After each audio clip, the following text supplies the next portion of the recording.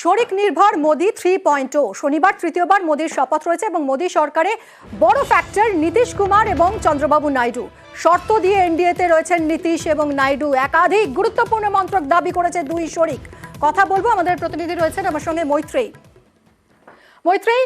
Absolute majority পায়নি BJP, ফলে শরিকদের দাবি দাওয়া মেনে নেওয়া ছাড়া আর কোনো বিকল্প পথ নেই এই মুহূর্তে বিজেপির হাতে। বিজেপি এই মুহূর্তে আন্ডার প্রেশার। কি কি দাবি দাওয়া রয়েছে এই মুহূর্তে শরিকদের?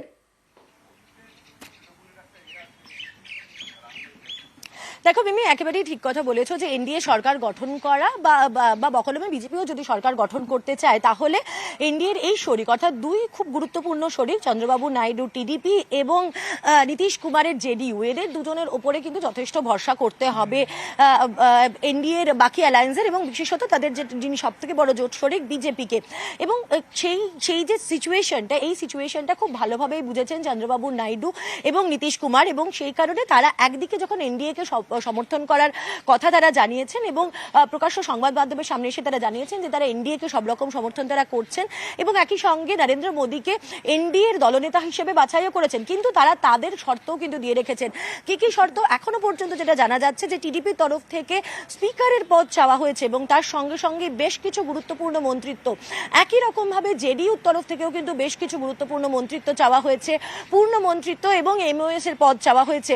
এমনকি শিন্ডে অর্থাৎ মহারাষ্ট্রের মুখ্যমন্ত্রী, যিনি গতকাল তার নিজের সম্মতিপত্র জমা দিয়ে গিয়েছেন এনডিএর কাছে, তিনিও কিন্তু বেশ কিছু মন্ত্রিত্ব চেয়েছেন। তবে মূল জায়গায় দাঁড়িয়ে এই মুহূর্তে সব থেকে বড় দরকষাকষি এবং সব থেকে বড় যে তাদের দাবি দাওয়া সেগুলো রেখেছেন নীতিশ কুমার এবং চন্দ্রবাবু নাইডু। এবং তার সঙ্গে সঙ্গে কিন্তু নীতিশ কুমার চন্দ্রবাবু নাইডুর মধ্যে তারা কিন্তু নিজেদের রাজ্যের জন্য কিছু একটা স্পেশাল স্টেটাসের কিন্তু দাবি জানিয়ে রেখেছেন। ফলে সব মিলিয়ে বল এখন রয়েছে সব থেকে বড় জোট শরিক বিজেপির কোর্টে যে তারা কতটা ছাড়তে পারবে। যে 10টা মন্ত্রক এই মুহূর্তে শরিকরা চাইছে, সেই অত্যন্ত গুরুত্বপূর্ণ 10টা মন্ত্রকের উপর নির্ভর করেই যে কোনো সরকার পরিচালনা করা হয়। এক্ষেত্রে বিজেপি কতটা মেনে নেবে শরিকদের দাবি দেওয়া? পাটিগণিতের অঙ্ক যা বলছে তাতে তো মেনে নেওয়া ছাড়া এই মুহূর্তে আর কোনো বিকল্প পথই নেই বিজেপির হাতে। কারণ জেডিপি আর চন্দ্রবাবু নাইডু এবং জেডিইউ এবং টিডিপি এই দুইয়ের কাঁধে ভর করেই এই মুহূর্তে তৃতীয়বারের জন্য ক্ষমতায় আসতে হবে মোদিকে। ফলে এদের দাবি দেওয়া কতটা এই মুহূর্তে বিজেপি মেনে নেয় সেটাই এখন দেখার। অন্যদিকে দিলীপ ঘোষ আবারও বিস্ফোরক। বিজেপিকে সমর্থনে মন্ত্রক শর্ত জেডিইউ টিডিপির, আর দিলীপ ঘোষ বলছেন যে হাতি কাদায় পড়লে ব্যাঙেও লাথি মারে। 24-এর ফলের পর এনডিএ নীতিশ নাইডুর দাবি নিয়ে মন্তব্য করেছেন দিলীপ ঘোষ। শুনবো। রাজনীতি এটাই, হাতি কাদায় পড়লে ব্যাঙেও লাথি মারে। তো হাতি তো কাদায় পড়েছে, তো সেটা সবাই বার্গেনিং করছে। কিন্তু এটাও মনে রাখতে হবে নরেন্দ্র মোদী, অমিত শাহ আছেন, আর এরা আমাদের পুরনো পার্টনার, এদেরকে আমরা চিনি। তারা একটু বেশি দাম রাখছেন, যতটা বেশি পাওয়া যায়। কিন্তু সরকার চালিয়ে লোককে সুশাসন দিতে হবে, কারণ লোক ম্যান্ডেট দিয়েছে বিজেপির পক্ষে এবং এনডিএর পক্ষে। সেটা যেন ভুলে না যান।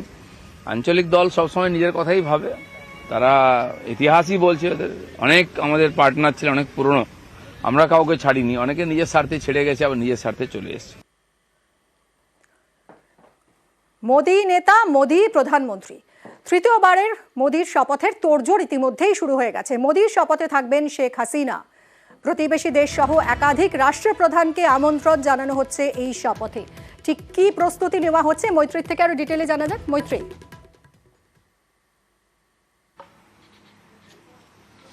মিমি দেখো, ইতিমধ্যেই কিন্তু 9 তারিখ ইতিমধ্যেই কিন্তু নরেন্দ্র মোদীর শপথ গ্রহণ অনুষ্ঠানের প্রস্তুতি চূড়ান্ত হয়ে গিয়েছে এবং এখনো পর্যন্ত আমরা যেটা জানতে পারছি, আগামীকালই আসতে চলেছেন শেখ হাসিনা। তিনি আগামীকাল বা পরশুদিনই তিনি এসে পৌঁছে যাবেন শেখ হাসিনা। একই সঙ্গে অন্যান্য রাষ্ট্রপ্রধানদেরকেও কিন্তু আমন্ত্রণ জানানো হয়েছে। তার মধ্যে নেপালের রাষ্ট্রপ্রধান রয়েছেন, শ্রীলঙ্কার রাষ্ট্রপ্রধান রয়েছেন, ভুটানের রাষ্ট্রপ্রধান রয়েছেন এবং এই সমস্ত রাষ্ট্রপ্রধানের উপস্থিতিতে তৃতীয়বারের জন্য নরেন্দ্র মোদী শপথ গ্রহণ করুন, তেমনটাই চাইছে বিজেপি। এবং সেই তাদেরকে আমন্ত্রণ জানানোর প্রক্রিয়াও কিন্তু ইতিমধ্যে শুরু হয়ে গেছে এবং শেখ হাসিনা তিনি ইতিমধ্যেই চূড়ান্ত করে দিয়েছেন যে তিনি তৃতীয়বারের জন্য এনডিএ যে সরকার গঠন হচ্ছে এবং নরেন্দ্র মোদী তিনি প্রধানমন্ত্রী হিসেবে শপথ নিতে চলেছেন, সেই শপথ গ্রহণ অনুষ্ঠানে একেবারে খুব কাছের পড়শি রাষ্ট্র এবং বন্ধু রাষ্ট্র হিসেবে পাশে থাকবেন শেখ হাসিনা। সঙ্গে থাকো মৈত্রী। এদিকে ভোটের ফলের ময়না তদন্ত শুরু করে দিয়েছে বিজেপি। 400-র লক্ষ্যে 300-রও কম এনডিএ। উত্তরপ্রদেশ এবং বাংলায় ভরাডুবি বিজেপির। ময়না তদন্তে বিজেপির শীর্ষ নেতৃত্ব। জেপি নাড্ডার বাড়িতে বিজেপির বৈঠকে অমিত শাহ রয়েছেন, রাজনাথ সিং সহ বিজেপি নেতৃত্ব রয়েছেন। বৈঠকে রীতিমতো কাটাছেঁড়া চলছে। মৈত্রীর সঙ্গে কথা বলবো। মৈত্রী, টার্গেট পূরণ হয়নি, বিশেষত বাংলা এবং উত্তরপ্রদেশ থেকে যে টার্গেট রাখা হয়েছিল একেবারেই তা পূরণ হয়নি। এর কি কেন টার্গেট পূরণ হলো না, এই মুহূর্তে কাটাছেঁড়া চলছে, কতটা গুরুত্বপূর্ণ এই বৈঠক?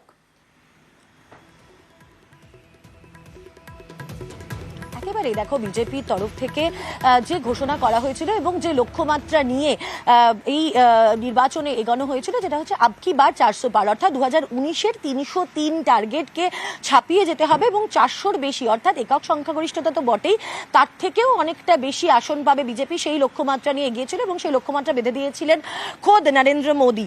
এবং সেই লক্ষ্যমাত্রা নিয়ে এগোনোর পরেও সেই লক্ষ্যমাত্রা ছোঁয়া দূরের কথা, 2019-এর যে ফল তারও কাছাকাছি পৌঁছাতে পারেনি বিজেপি।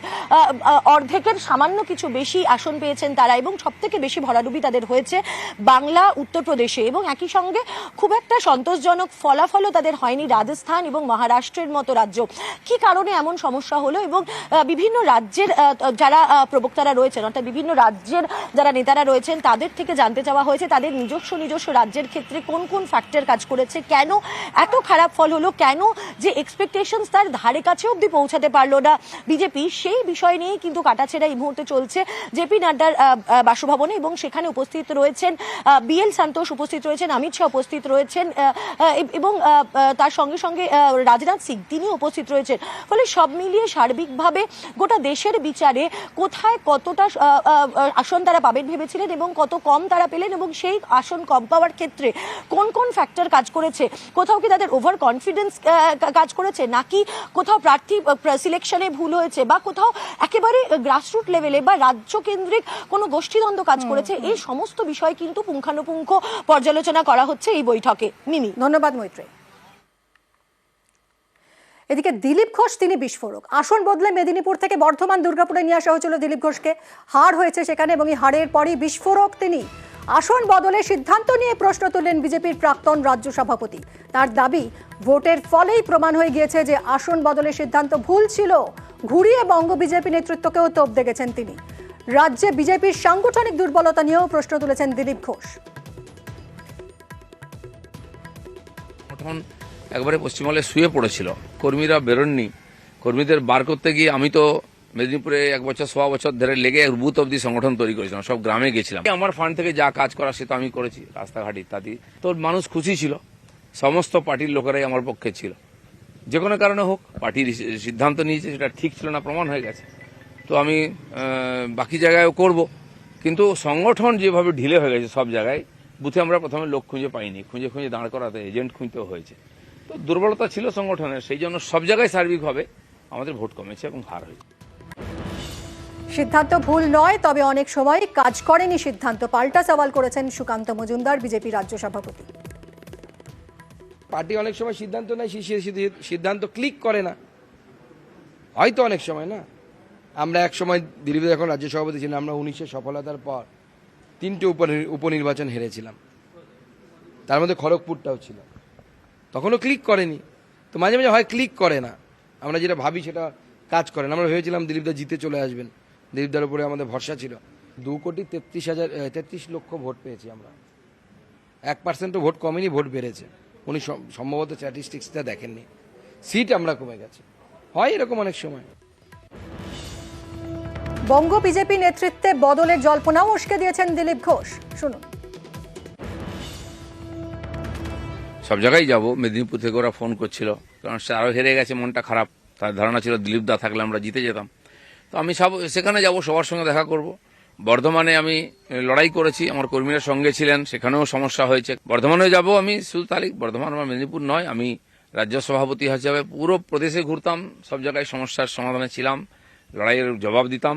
সে আমার ভূমিকা থাকবে, পার্টি আমাকে দায়িত্ব দিক বা না দিক, আমি যতদিন রাজনীতিতে থাকবো কর্মীদের সঙ্গেই থাকবো। পাল্টা বার্তা দিয়েছেন সুকান্ত মজুমদার। তিনি বলেছেন, বরিষ্ঠ নেতা যেতেই পারেন, তবে দলের সঙ্গে সমন্বয় রেখেই যাওয়া উচিত। কিন্তু দিলীপদা আমাদের পার্টির নেতা, পার্টির তিনি যে কোনো জায়গাতে যেতে পারেন, কোনো অসুবিধা নেই, কিন্তু সেটাকে সিঙ্ক্রোনাইজ করে গেলে ভালো হয়।